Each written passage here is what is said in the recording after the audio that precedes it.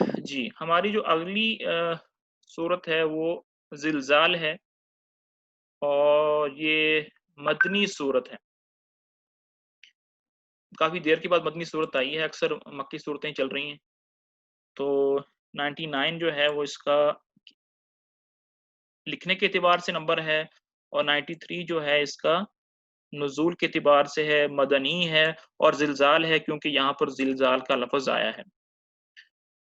بسم اللہ الرحمن الرحیم۔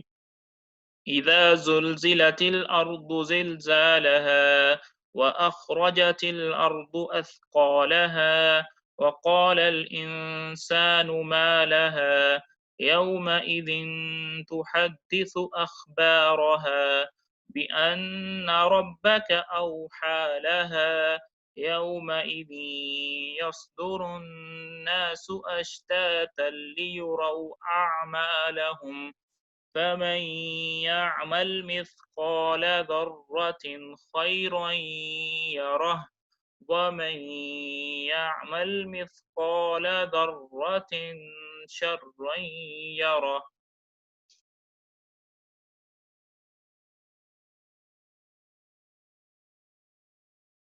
ایک منٹ، اسکرین کہہ رہے ہیں کہ واضح نہیں ہے، میں تھوڑا سا اس کو جی بسم اللہ الرحمن الرحیم، شروع اللہ کے نام سے جو سب پر مہربان ہے اور بہت مہربان ہے۔ اذا کا مطلب ہوتا ہے، اذا کا مطلب ہوتا ہے جب۔ زلزلت، زلزلہ کا مطلب ہوتا ہے یہ زلزلے سے نکلا ہے۔ زلزلہ جو ہے وہ عربی زبان کا لفظ ہے، لیکن عربی میں اس کو زلزلہ نہیں بولتے، عربی میں اس کو زلزال بولتے ہیں، زلزال۔ اردو میں زلزلہ بولتے ہیں، لیکن مطلب دونوں کا ایک ہی ہے، بوچال، بوچال آ جانا، کوئی چیز کا بہت شدت سے ہلنا۔ تو اذا جب، زلزلت بہت زور سے ہلائی جائے گی، بہت زور سے بوچال آئے گا، الارض زمین کو، جب بہت شدت سے ہلا دیا جائے گا زمین کو۔ زلزال، زلزال کا مطلب زلزلہ ہے، اور ہا کا مطلب ہوتا ہے اس کا مطلب زمین کا۔ زمین جو ہے وہ عربی زبان میں مؤنث ہے، فیمیل ہے، فیمنن کے سینس میں آتی ہے۔ تو اس کا مطلب ہو جائے گا کہ جب زمین کو اپنے بوچال سے ہلا دیا جائے گا، جب اس میں زلزلہ آ جائے گا۔ اور اخرجت، اخرجت کا مطلب ہوتا ہے نکالنا، الارض زمین، اور جب زمین نکال دے گی، اثقال، اثقال کا مطلب ہوتا ہے، اثقال جو ہے وہ جمع کا لفظ ہے، اور یہ ثقیل سے نکلا ہے، اور ثقیل کا مطلب ہوتا ہے بوجھ، ہا، اور ہا کا مطلب ہوتا ہے اپنے۔ وَأَخْرَجَتِ، اور نکال دے گی، الارض زمین، اثقال بوجھ، ہا اپنے، اور زمین اپنے بوجھ نکال دے گی۔ کیا مطلب؟ زمین کے اندر جو مردے ہوں گے، قبروں کے اندر جو میتیں ہوں گی وہ باہر نکل آئیں گے، ایک مطلب تو یہ ہے۔ اور ایک حدیث میں یہ آتا ہے کہ سونے چاندی جو ہے وہ اللہ تعالیٰ اس کو زمین کے باہر پھینک دیں گے، زمین اپنے باہر پھینک دے گی، تو قاتل آئے گا اور وہ کہے گا کہ ان چیزوں کے پیچھے میں نے فلاں کو قتل کیا، اور چوری کرنے والا آئے گا کہ ان چیزوں کے پیچھے میں نے چوری کی، اور قطع رحمی والے کرنے والا جو اپنے رشتہ داروں سے تعلق توڑتا ہے وہ آئے گا کہ وہ کہے گا کہ ان چیزوں کی وجہ سے میں نے اپنے رشتہ داروں سے قطع رحمی کی، اور وہ چیزیں وہی پڑی رہ جائیں گی اور کوئی بھی اس کو اٹھا نہیں پائے گا۔ تو زمین جو ہے وہ اپنے بوجھ کو باہر نکال دے گی، مردوں کو باہر نکال دے گی۔ اور قال، کہا، الانسان، انسان نے، ماں کا مطلب ہوتا ہے کیا، لا، اس کو، ہا، اس کو کیا ہوا ہے، وقال الانسان، اور انسان کہے گا، کیا، لہا، کہ زمین کو کیا ہوا ہے کہ وہ اپنے بوجھ کو باہر نکال رہا ہے۔ زمین جو ہے وہ بڑی ہی محکم بنائی ہے، بڑی ہی یعنی کہ مضبوط چیز ہے، بڑی بڑی عمارتیں، کتنے بوجھ جو ہے وہ زمین اپنے اوپر لیے کھڑی ہے، اور ذرا بھی جو ہے وہ نیچے دھنستی نہیں ہے اللہ کے حکم سے، اللہ کے ارادے سے۔ تو ساری زندگی ہم نے ایسا ہی دیکھا ہوگا کہ زمین جو ہے وہ بڑی مضبوط ہے، اپنے اوپر بڑی بڑی عمارتوں کو، بوجھ کو لیے کھڑی ہے، لیکن اس دن وہ عجیب قسم کی حرکت میں آ جائے گی، ساری کی ساری چیزیں باہر نکال کر پھینک دے گی، تو انسان بڑا حیران اور پریشان ہوگا کہ آج اس کو کیا ہوا ہے۔ یومئذ، اس دن، یعنی جس دن وہ زلزلہ آئے گا، تحدث، بتائے گی، زمین بتائے گی، کیا بتائے گی؟ اخبار، اخبار جو ہے وہ خبر کی جمع ہے، اور خبر کا مطلب ہوتا ہے خبر یعنی باتیں، ہاں اپنی، اس دن زمین اپنی خبریں بتائے گی۔ اس سے مراد یہ ہے کہ جب انسان زمین کے کسی ٹکڑے پر کوئی نیک اعمال کرتا ہے، تو وہ جو زمین کا ٹکڑا ہے قیامت کے دن اس کے بارے میں گواہی دے گا کہ تیرے فلاں بندے نے یہ میرے اوپر جو ہے وہ نیک عمل کیا تھا۔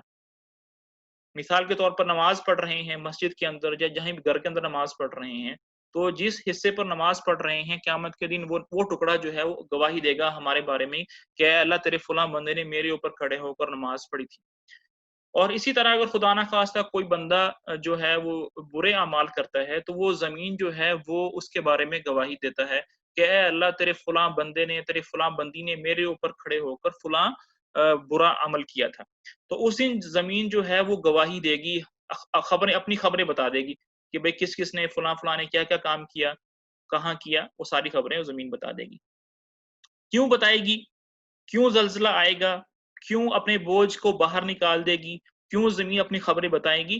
بِأَنَّ رَبَّكَ أَوْحَىٰ لَهَا، بی یہاں کا مطلب ہے کیوں، ان کیونکہ، بِأَنَّ کیونکہ، رب، رب کا مطلب ہوتا ہے رب، اور کیا کا مطلب ہوتا ہے تمہارا، بِأَنَّ رَبَّكَ کیونکہ تمہارے رب نے، اوحا، اوحا کا مطلب ہوتا ہے وحی کرنا، تو کیونکہ تمہارے رب نے وحی کی ہوگی، لا، اس کی طرف زمین، یعنی زمین کو وحی کی ہوگی۔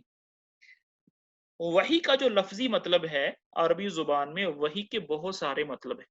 ایک تو وحی وہ وحی ہے جو آپ صلی اللہ علیہ وسلم پر جبرائیل علیہ السلام لے کر اترتے تھے اور ہر نبی پر وحی آتی تھی۔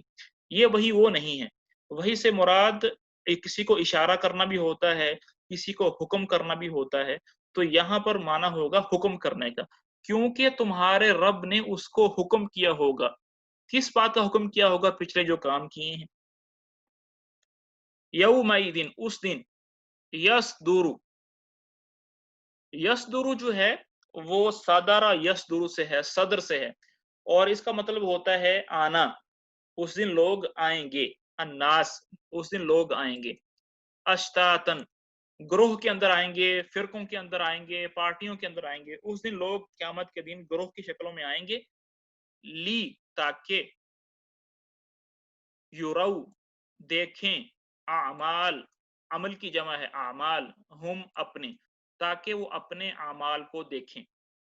اس دن لوگ گروہوں کی شکل میں آئیں گے، جماعت کی شکل میں آئیں گے، تاکہ وہ اپنے اعمال کو دیکھیں۔